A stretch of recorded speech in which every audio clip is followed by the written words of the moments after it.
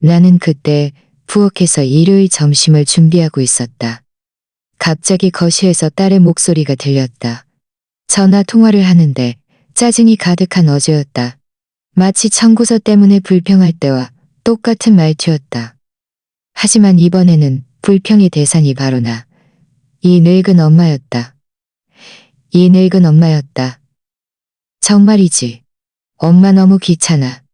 집에 있는 거 정말 못 귀찮아. 지훈 씨, 엄마가 얼마나 눈치 없는지 상상도 못할 거야. 내 손이 걷잡을 수 없이 떨리는 것을 느꼈다. 손에 들고 있던 나무 국자가 쿵 소리를 내며 바닥에 떨어졌다. 나는 그 자리에 얼어붙어 꼼짝도 할 수 없었다. 심장이 가슴속에서 미친 듯이 날뛰었다. 아영이는 계속해서 전화를 붙들고 있었고 자신의 말 한마디 한마디가 칼날처럼 내 심장을 꿰뚫고 있다는 것을 전혀 모르는 듯했다. 3살 때 아빠가 우리를 버린 후 홀로 아영이를 버린 후 홀로 아영이를 키워온 홀로 아였다. 아영이를 그니가 등록금을 위해 한때 3가지 일을 동시에 했던 엄마였다. 아영이가 아팠을 때 밤새 눈다였다. 나는 아무 말도 하지 않았다. 뛰쳐나가 아영이와 맞서지도 않았고 소리 지르지도 않았다. 그저 조용히 집 가장 안쪽에 있는 내 작은 방으로 돌아왔다. 소리 나지 않게 살며시 문을 닫았다. 그리고 침대 옆에 꿇어앉았다. 하느님, 제게 힘을 주셔서 이 모든 것이 왜 일어나는지 이해하게 해주세요. 이제 제가 가야 할 길을 알려주세요. 나는 작은 소리로 울며 혹시 누가 들을까봐 이 울보 늙은이를 비웃을 이야기가 하나 더 생길까봐 이 울보 늙은이를 비웃을 이야기가 하나. 그날 밤 모두가 잠든 후 나는 창밖을 내다보았다. 내 일생이 눈앞을 스쳐 지나갔다. 가정부 일도 했고 공장 일도 했고 공장 일도 했고 옷 수선도 했고 베이비시터도 했다. 아영이가 나보다 더 나은 미래를 가질 수 있도록 무엇이든 했다. 그리고 이제 68세가 된 나는 내 피와 땀으로 산 이 집에서 짐이 되어버렸다는 것을 깨달았다. 하지만 그들이 모르는 사실은 이 모든 것이 곧 바뀔 것이라는 점이었다. 월요일, 나는 평소처럼 일찍 일어나온 가족의 아침 식사를 준비했다. 사위 지훈을 위한 계란 프라이, 아영이를 위한 과일 스무디, 그리고 12살 손녀 지아를 위한 치즈 계란 토스트. 모든 것을 준비하고 얼굴에 미소를 띄었다. 하지만 이 미소를 유지하는 것이 날이 갈수록 더 힘들어졌다. 아영이가 계단을 내려왔다. 평소처럼 휴대폰만 뚫어져라 쳐다보고 내가 접시를 앞에 놓아줘도 고개 한 번 들지 않았다. 엄마, 이 과일 스무디 너무 진하잖아? 엄마는 도대체 제대로 하는 일이 없어? 나는 침을 꿀꺽 삼키고 심호흡을 했다. 아침 인사도 식사 감사 인사도 없었다. 미안하다. 미유 좀 더 넣어줄까? 늦었어. 아영이는 가방을 움켜쥐고 작별 인사도. 아영이는 가방을 움켜쥐고 그저 쾅 닫히는 현관문 소리만 남았다. 시야만이 잠시 더 머물렀다. 동그란 큰 눈으로 나를 바라보는 그 눈빛은 어릴 적 아영이와 너무나 닮아 있었다. 할머니, 괜찮아요? 나는 웃으며 지아의 검고 윤기 나는 머리카락을 쓰다듬었다. 괜찮아. 내 보물. 어서 가렴. 학교 늦겠다. 어린 소녀는 내가 집을 나서기 전 꼭 안아주었다. 그날 나는 그 포옹 하나로 버텨냈다. 모두가 떠난 후 나는 텅 빈 식탁에 홀로 앉아 주위를 둘러보았다. 이 집에는 얼마나 많은 추억이 담겨 있던가. 30년 전 내가 산 집이었다. 그때 나는 의류 공장에서 일했다. 아낄 수 있는 돈은 한 푼도 남김없이 아꼈다. 몇 년 동안 간장밥에 데친 나물만 먹으며 계약금을 모았다. 주말에는 아르바이트도 했다. 이 모든 것은 나만의 공간, 아영이가 안전하게 자랄 수 있는 공간을 갖기 위해서였다. 심지어 부엌에 자랄 수 있는 공간을 갖기 위해서였다. 심지어 부엌 입구에는 아영이의 어린 시절 흔적이 남아 있었다. 매년 생일마다 0킬로 키를 재서 그어놓은 선들. 우리가 어떻게 여기까지 오게 된 걸까? 내 딸은 언제부터 나를 엄마가 아닌 귀찮은 존재로 여기기 시작했을까? 그때 벨이 울렸다. 내 평생의 친한 친구, 혜원이었다. 수아, 잘 지내? 오늘 오후에 커피 마시면서 얘기 좀 할까? 나는 망설였다. 혜원에게 걱정을 끼치고 싶지 않았다. 하지만 혜원은 누구보다도 나를 잘 안다. 그래, 혜원아. 늘 가던 그 카페에서 보자. 그날 오후 우리가 늘 앉던 카페 창가 자리에 앉아 혜원을 마주했을 때 나는 더 이상 참을 수 없었다. 나는 모든 것을 털어놓았다. 내가 들었던 대화, 그들이 나를 어떻게 대하는지, 내 집에서 나 자신이 투명인간처럼 느껴진다는 것을. 혜원은 내 손을 꼭 잡아주었고 그의 눈가도 촉촉해졌다. 세상의 수아, 아영이가 너한테 이럴 수가. 네가 아영이를 위해 얼마나 많은 것을 희생했는데. 어쩌면 내 잘못일지도 몰라. 혜원아, 내가 너무 오냐오냐가 자신이 어디서 왔는지, 내가 너무 오냐오냐 키웠는데, 내가 줄 수 있는 모든 것을 줬는데, 이제는 아무것도 소중하게 여기지 않아. 나는 조용히 커피를 마시며 머그잔에서 전해지는 온기가 차가워진 내 손을 녹이는 것을 느꼈다. 어떻게 해야 할지 모르겠어. 혜원아, 내 집인데도 내가 환영받지 못하는 것 같아. 내 친구는 몸을 앞으로 숙여 목소리를 낮췄다. 수아, 그 집 명의는 아직 네 이름으로 되어 있어. 그럼 나한테는 전 아영이가 지온이랑 결혼이가 지온이랑 기온이랑 결혼할 때 아영이 이름도 추가했지만 내가 주요 소유자야. 네가 생각하는 것보다 훨씬 더 큰 힘을 가지고 있다고. 그 말은 집으로 돌아오는 내내 내 머릿속을 맴돌았다. 카드? 68세의 평생을 가족을 위해 희생한 내가 무슨 카드를 가지고 있단 말인가? 집에 도착했을 때 현관문은 열려 있었다. 안에서 큰 소리가 들렸다. 아영이와 지훈이 거실에서 싸우고 있었다. 정말 못 참겠어. 엄마는 하루 종일 여기 있으면서 모든 일에 간섭하고 귀찮은 질문만 해대. 알겠어, 여보.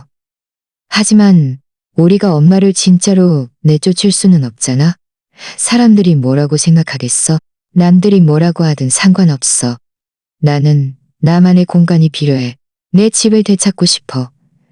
나는 문간에 서서 심장을 찢는 듯한 말들을 모두 들었다. 지훈이 이어서 말했다. 아, 우리 엄마가 그러는데 시내 쪽에 괜찮은 요양원이 있대. 이번 주말에 우리가 먼저 가볼 수도 있겠어. 요양원? 그들이 나를 요양원에 보내려고 해. 내가 이 모든 것을 한 후에? 내가 이 집을 그들에게 살게 해준 후에? 내가 매일 밥을 하고 청소하고 지하를 돌본 후에 그들은 나를 쓰레기처럼 버리려고 해? 나는 거실로 걸어 들어갔다. 그들은 즉시 입을 다물었고 숨길 수 없는 죄책감 어린 표정을 지었다. 엄마, 오셨어요?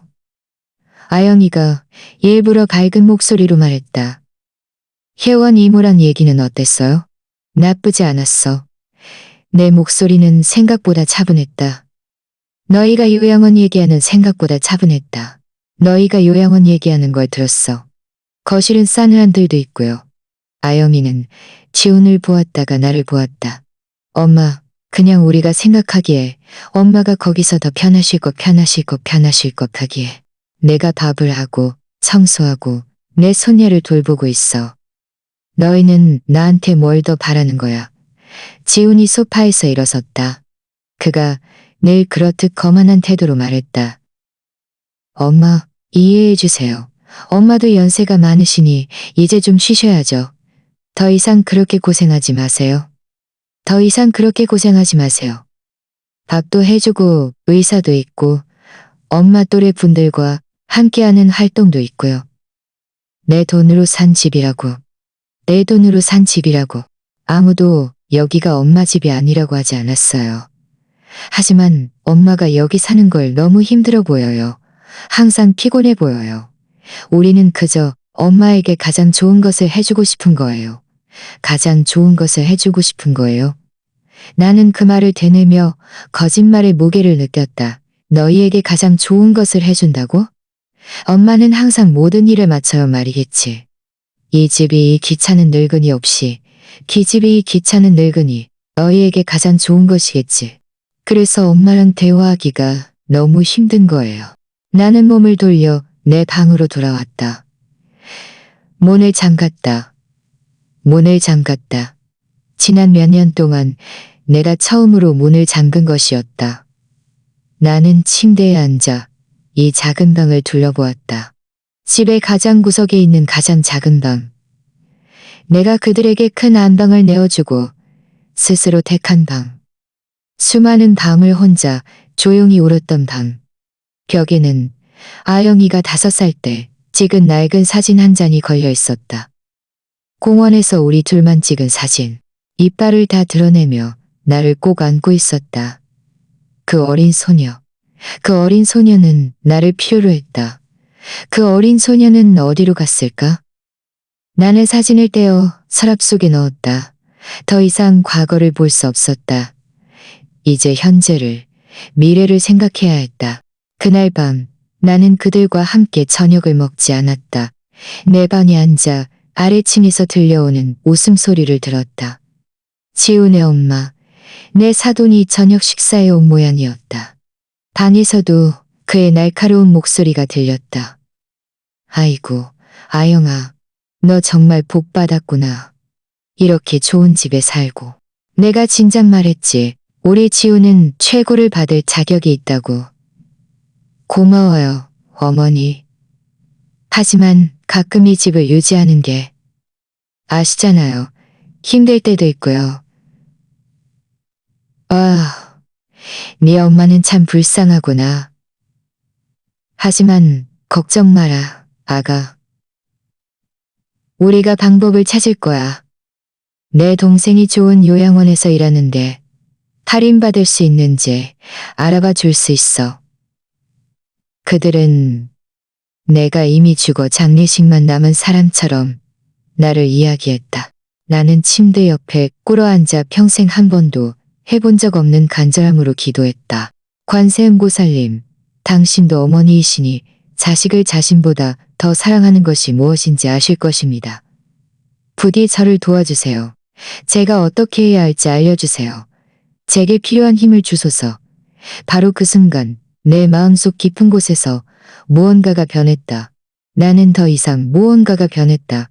나는 더 이상 모든 것을 묵묵히 받아들이는 이수아가 아니었다.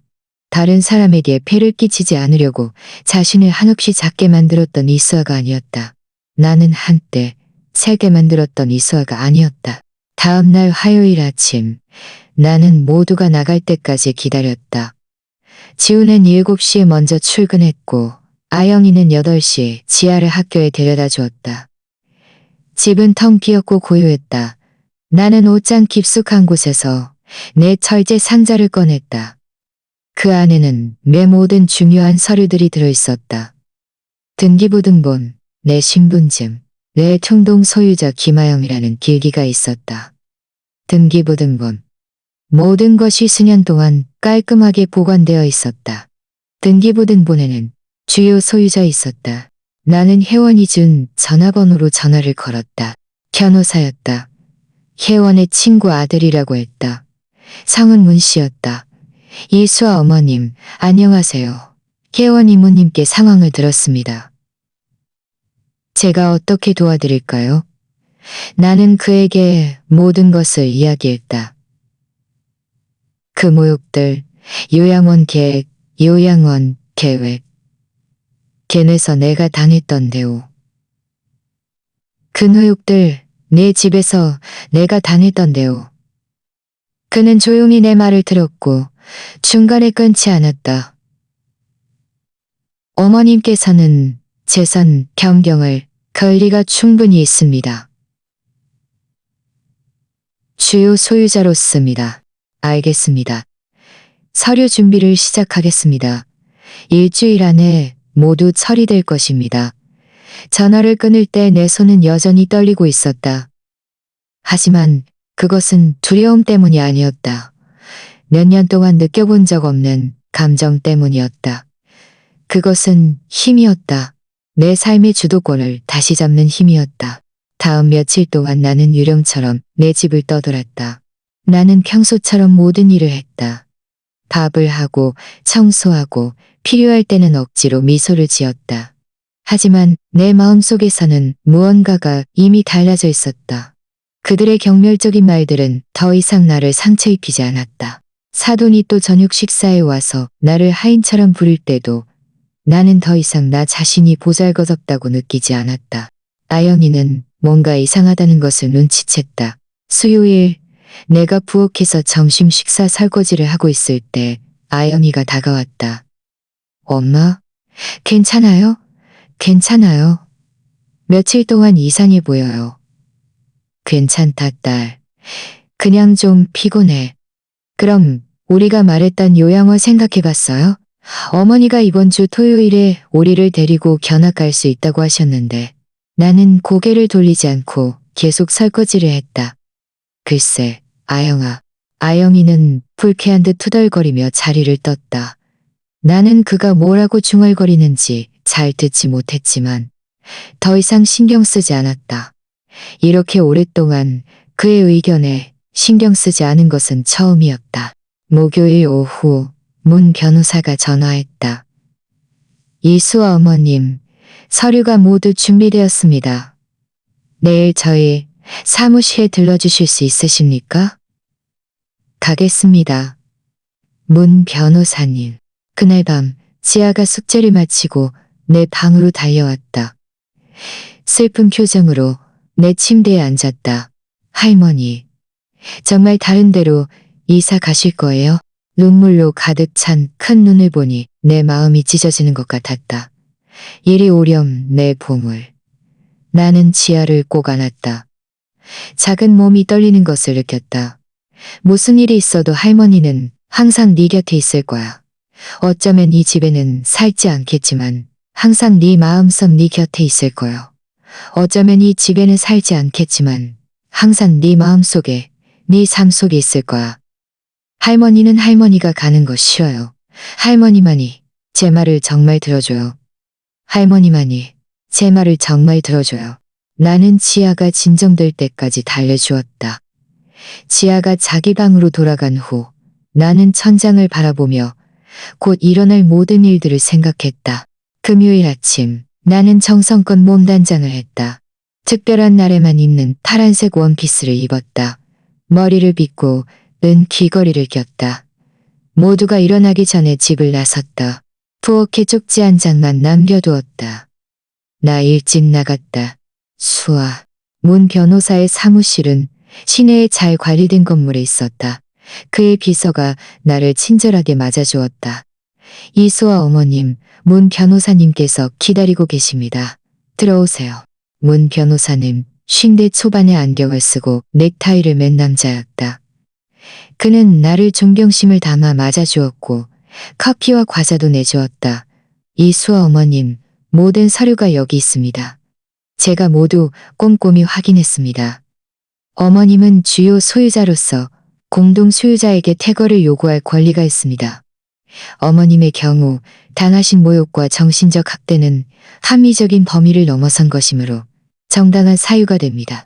그는 내가 가진 권리, 앞으로 진행될 법적 절차, 내가 직면할 수 있는 상황, 그리고 그들이 얼마나 많은 시간 안에 이사를 가야 하는지 등을 인내심 있게 하나하나 설명해 주었다. 그들이 얼마나 많은 시간 안에 이사를 가야 하나요? 내 목소리가 약간 떨리는 것을 느꼈다. 이 법적 서류는 지아는 부모를 따라가겠지만 이 법적 서류는 그들에게 30일에 신분할 수 있습니다. 새 집을 찾기에 충분한 시간입니다. 새 집을 찾기에 한다. 지아와의 관계를 잃지 않을 것입니다. 나는 서류에 단호하게 내 이름을 서면했다. 서명 한 번 한 번이 자유를 향한 나의 한 걸음이었다. 서명 한 번 한 번이 내 존엄을 되찾는 것이었다. 서류는 내일 오후에 정식 집행관을 통해 따님과 사위에게 직접 전달될 것입니다. 고맙습니다. 문 변호사님. 아무도 자기 집에서 이런 대우를 받아서는 안 됩니다. 나는 천천히 집으로 걸어 돌아왔다. 그때는 해질녘이었고 태양이 나를 따뜻하게 비추었다. 나는 길가의 작은 절 앞에 멈춰 섰다. 안으로 들어가 뒤쪽 벤치에 앉았다. 하느님, 곧 닥쳐올 폭풍을 맞설 힘을 주소서. 지하를 보살펴 주시고 아영이도 언젠가는 제가 왜 이렇게 해야 했는지 이해할 수 있도록 도와주세요. 제게 평화를 주소서. 주님, 제게 평화를 주소서. 집에 도착했을 땐 모두가 있었다. 아영이, 지훈, 사돈, 그리고 지아. 모두 거실에 앉아 몸과 열렬히 이야기하고 있었다.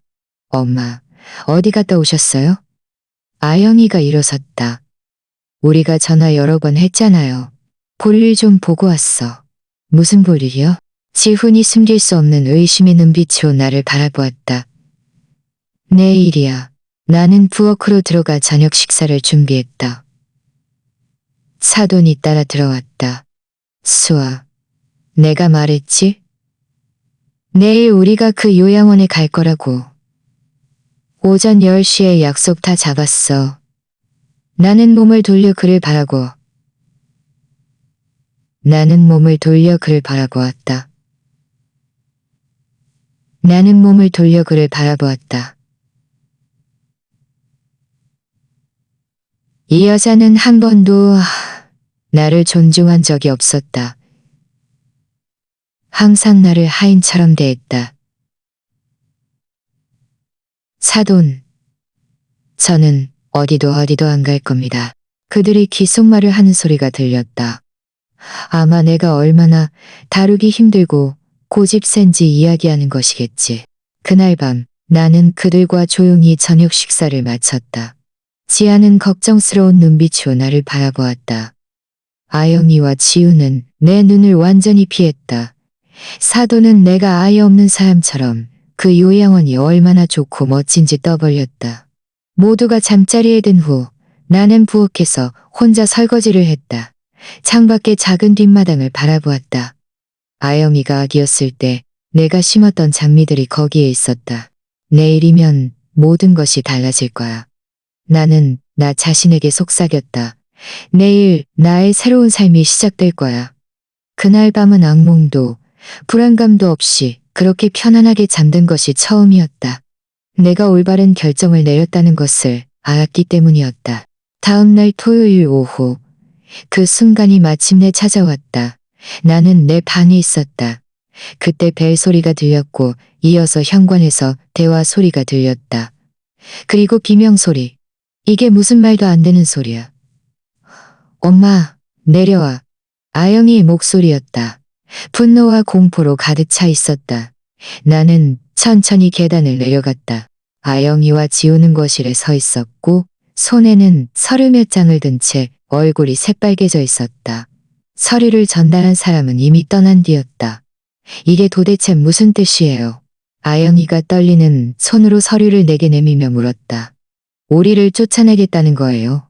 나는 이 집의 주요 소유자로서 나의 합법적인 권리를 행사하는 것뿐이야. 이미 했어. 지훈이 위협적으로 내게 다가왔다. 엄마는 너무 심했어요. 이럴 수는 너무 심했어요. 아영이는 무너져 내리듯 소파에 주저앉아 울기 시작했다. 엄마가 내 친엄마라는 게 믿기지 않아요. 우리가 엄마를 위해 얼마나 많은 일을 했는데. 그 말, 그들이 나를 위해 얼마나 많은 일을 했는데 라는 말에 나는 그들에게 소리 지르지 않으려고 심호흡을 해야 했다. 너희가 나를 위해 뭘 했느는데 나를 모욕하고 나를 모욕하고 나를 모욕하고 나를 위해 모를 계획을 세웠어. 나에게 묻지도 않고 관리비는 내 연금으로 내고 있어. 내가 너희에게 살 곳을 주고 내가 너희를 부양하고 있다고. 그런데 너희가 나에게 돌려준 것은 경멸과 짓밟힘뿐이야. 이어서 길고 무거운 침묵이 흘렀다. 지아가 눈물로 가득 찬 채 계단에 나타났다. 할머니, 이리 오렴, 내 보물. 할머니한테 오렴. 나는 지아를 꼭 안았다. 아영이와 지호는 증오심 가득한 눈빛으로 우리를 바라볼 수밖에 없었다. 이 일은 이렇게 쉽게 끝나지 않을 겁니다. 지훈이 나를 위협했다. 우리는 법원에 갈 겁니다. 문 변호사님이 너희의 전화를 기다리고 있을 거야. 그날 밤 내내 집은 비명소리, 문 쾅 닫히는 소리, 그리고 울음소리로 가득했다. 하지만 나는 굳건히 서 있었다. 왜냐하면 68년 동안 다른 사람들을 위해 살아온 후에 나는 마침내 나 자신을 위해 한 가지를 되찾기로 결정했기 때문이다. 나의 존엄이었다. 다음 며칠은 내 평생 가장 고통스러운 날들이었다. 식사 시간에 아영이는 나를 거의 쳐다보지도 않았다. 조용히 밥을 먹고 휴대폰만 만지작거렸다. 마치 내가 존재하지 않는 것처럼. 지우는 복도에서 나를 지나칠 때도 투면 인간처럼 대했다. 아침 인사도 저녁 인사도 저녁 인사도 없었다. 그리고 내 사돈, 예전에는 매일 점심을 먹으러 오던 그 여자는 이제 더 자주 왔다. 그가 오는 유일한 목적은 나를 더 힘들게 하는 것이었다. 수아, 나한테 물 좀 갖다 줘. 수아, 이 채소는 또 왜 안 익었어? 수아, 인생에 할 일도 없으면서 왜 거기 서서 눈치 없이 서성거려? 나는 대꾸하지 않았다. 하지만 그의 말 한마디 한마디는 내 마음속 거대한 슬픔을 한 겹 더 깊게 만들었다. 그것은 내 마음속 깊이 숨겨진 고통스러운 비밀이었다. 어느 날 아침 거실을 청소하다가 소파 밑에서 낡은 상자 하나를 발견했다. 나는 즉시 그것을 알아보았다. 아영이의 어린 시절 사진들을 보관하던 상자였다. 떨리는 손으로 상자를 열자 모든 추억이 파도처럼 밀려왔다. 2살 때 아영이의 모습. 꽃무늬 원피스를 입고 있었다. 옷이 약간 커 보였다. 내가 야시장에서 산 옷이었다. 좀 더 오래 입힐 생각으로 큰 사이즈를 샀던 것이다. 5살 때 유치원에 처음 가던 날 양갈래로 머리를 닦고 있었다. 매일 새벽 내가 출근하기 전에 따아주던 머리였다. 8살 때 찬이가 빠졌을 때 환하게 웃으며 입을 크게 벌려온 세상에 자랑하려는 듯했다. 나는 거실 바닥에 주저앉아 사진들에 둘러싸였다. 울었다. 한때 나를 그토록 사랑했던 어린 소녀를 위해 울었다. 그에게 모든 것을 주기 위해 힘들게 일했던 나 자신을 위해 울었다. 그리고 그가 지금 변해버린 여자를 위해 더 울었다. 내가 직접 키운 그 딸과는 너무나 달랐다. 7살 때 아영이가 폐렴에 걸렸던 것을 기억한다. 1월이었고 날씨는 몹시 추웠다. 그때 우리 집에는 난방시설이 없었다. 나는 매일 밤 아영이를 안고 자며 내 체온으로 아영이를 따뜻하게 해주려 했다. 낮에는 남의 집에서 가정부 일을 하고 밤에는 집으로 돌아와 수선 일을 맡아 했다. 그 돈으로 아영이의 약값을 기억한다. 그때 내가 꼬박 사흘 밤낮을 잠 못 자고 아영이를 지키며 하늘의 아영이를 지키며 하늘의 아영이를 지키며 라고 부르던 순간 온 세상의 피로가 모두 같이 있는 것이라고 느꼈다. 나는 그때 아영이에게 항상 돌봐줄 것이며 항상 곁에 있을 것이라고 약속했다. 이제 생각해보니 그 약속은 나 혼자 짊어진 무거운 짐 같았다. 나는 사진들을 다시 상자에 넣고 내 방으로 가져갔다. 매일 이런 것들을 볼 수는 없었다. 그 행복했던 순간들을 볼 때마다 내 마음은 다시 한번 찢어졌다. 그날 오후 아영이가 퇴근하고 돌아왔다. 얼굴색이 매우 좋지 않았다. 사돈도 그와 함께 들어왔다. 둘은 들어오자마자 작은 소리로 대화했지만 부엌에 있던 내가 들을 수 있을 만큼 큰 소리였다. 정말 믿을 수 없어. 네 엄마가 우리한테 이럴 수가. 사돈이 말했다. 특히 네가 엄마를 위해 얼마나 많은 것을 해줬는데 살 곳을 주고 밥을 주고 돌봐줬잖아. 돌봐줬잖아. 모든 것을 희생하고 아무것도 바라지 않았던 내가 모든 것을 희생하고 아무것도 바라지 않았던 내가 평생 그렇게 고집세고 음흉하고 지금은 네 집을 무기 삼아 소송을 해야 해. 사돈이 계속 말했다. 지훈도 권리가 있어. 15년 동안 여기에 살았잖아. 그것도 인정되어야지. 변호사한테 물어봤어요. 변호사 말로는 엄마가 주요 소유자이고 우리는 공동 소유자예요. 우리는 공동 소유자래요. 엄마가 우리 보고 나가라고 할 권리 보고 나가라고 했대요. 하지만 우리는 다른 방법을 찾고 있어요. 아영이가 헛기침으로 고개를 내밀었다. 무슨 방법?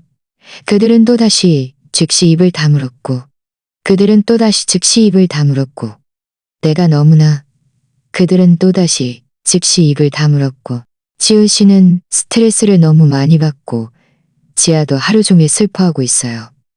그리고 저는 어떻게 해야 할지 모르겠어요.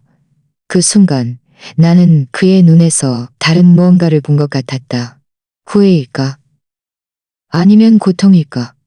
나는 확신할 수 없었다. 아영아, 나도 일이 이렇게 되기를 바라지 않았어. 하지만 너희가 나에게 다른 선택의 여지를 남겨두지 않았잖아. 엄마. 우리는 엄마를 해치려던 게 아니었어요. 나를 요양원에 벌릴 계획을 세우고 나를 하인처럼 부리고 심지어 수도 전기 가스 요금을 냈다고 나를 속였어. 그의 얼굴이 순간 새하얗게 변했다. 엄마가 수도 전기 가스 요금 일을 어떻게 알았어요? 내가 오늘 직접 가서 다 냈으니까. 네 달치 전기요금, 2달치 전기요금, 2달치 수도요금, 2달치 수도요금, 1달치 가스요금, 2달치 가스요금, 1달치 가스요금. 저는 내가 지훈이에게 준 돈인데 지훈이는 전혀 내지 않았어. 하지만 너는 알아야 했어. 그건 네 집이고 너도 책임이 있어. 그는 오랫동안 조용했다. 그의 목소리는 아주 작고 연약해졌다. 엄마, 정말 우리를 쫓아낼 거예요? 되돌릴 방법은 없나요? 내 마음이 쿵 하고 내를 쫓아낼 거예요? 내 마음이 쿵 하고 내려앉는 것을 느꼈다. 그는 내 딸이었다. 내가 품에 안고 아무렇지도 않게 했다. 내가 품에 안고 모든 사랑을 다해 키운 아이. 하지만 그는 또한 나를 모욕하고 나를 모욕하고 나를 모욕하고 나를 모욕하고 당연하죠, 엄마. 그럼 왜 나를 존중하지 않았니? 왜 지훈이 나에게 그렇게 대하도록 내버려뒀니? 왜 네 시어머니가 내 집에서 나를 모욕하도록 내버려뒀니? 왜 한 번도 나를 위해 말해주지 않았니? 저는 몰라요, 엄마. 저는 그냥 그들에게 휘둘린 것 같아요. 어머니도 그렇고. 그리고 저는 그때 너무 피곤하고 스트레스가 많아서 깊이 생각하지 못했어요. 깊이 생각하지 못했어요. 눈물이 그의 뺨을 타고 흐르기 시작했다. 엄마 미안해요. 정말 미안해요. 2년 만에 처음으로 그가 나에게 사과하는 것을 들었지만 왠지 모르게 나는 더 이상 그렇게 쉽게 받아들일 수 없었다. 실질적인 행동 없는 사과는 아무 의미 없어. 아영아, 잘 들어. 나는 너를 사랑해. 내가 겉으로만 평화를 유지하기 위해 내 존엄을 희생이야. 너는 내 딸이고 영원히 내 딸이야. 하지만 사랑이 내가 너를 방임해야 한다는 뜻은 아니야. 사랑이 내가 학대를 받아들여야. 나는 아직 말을 마치지 않았다. 나는 평생 다른 사람들을 우선시했어. 너의 필요, 너의 행복. 나는 한 번도 후회한 적 없어. 하지만 언제부터인가 나 자신도 소중하다는 것을 잊어버렸어. 나도 존중받고 사랑받고 보살핌 받을 자격이 있어. 그는 조용히 울며 손등으로 눈물을 닦았다. 앞으로 23일은 매우 힘들 거야. 나는 계속 말했다. 하지만 이건 필요한 일이야. 너희가 나에게 이렇게 대한 일이야. 그럼 23일 후에는요? 우리는 어떻게 되는 거예요? 모르겠다. 딸. 솔직히 말해서 정말 모르겠어. 그건 너희에게 달렸어. 너희가 이 시간을 어떻게 활용하느냐, 너희가 정말 무엇을 잘못했는지 깨닫느냐에 달렸어. 아영이는 떨리는 몸으로 의자에서 일어섰다. 지우 씨랑 얘기할게요. 저는 개자리는 몸으로 의자에서 일어섰다. 하지만 나는 그 자리에 머물렀다. 한순간 까는 어깨를 늘어뜨리고 부엌을 나섰다. 나는 그가 천천히 계단을 오르는 발 섰다. 왜냐하면 아직 모든 것이 괜찮아진 것이 아니라는 것을 알았기 때문이었다. 더 이상 연기할 수 없었다. 그날 밤 지우는 평소보다 늦게 집에 돌아왔다. 그들 방에서 격렬한 다툼 소리가 들렸다. 정확한 말은 들리지 않았지만 그 어조는 분명했다. 그들은 나 때문에 싸우고 있었다. 지금의 상황 때문에, 그리고 그들의 불확실한 미래 때문에. 지아는 밤 10시쯤 내 방으로 달려왔다. 베개와 테디베어를 들고 있었다. 할머니, 오늘 밤 할머니랑 같이 자도 돼요. 아빠 엄마가 싸워요. 지아는 내 이불 속으로 파고들어 나에게 꼭 기댔다. 나는 그의 머리카락을 쓰다듬었다. 지아의 숨결이 고르고 깊어질 때까지. 할머니, 지아가 잠들기 전에 작은 소리로 말했다. 왜 어른들은 다 이렇게 복잡해요? 나는 어둠 속에서 웃었다. 가끔 우리가 어떻게 단순해지는지 잊어버리기 때문이야. 내 보물. 우리는 가장 중요한 것이 사랑과 존중이라는 것을 잊어버려. 할머니, 저 사랑해요? 나는 잠시 더 깨어 천장을 바라보며 이 모든 것들을 생각했다. 앞으로의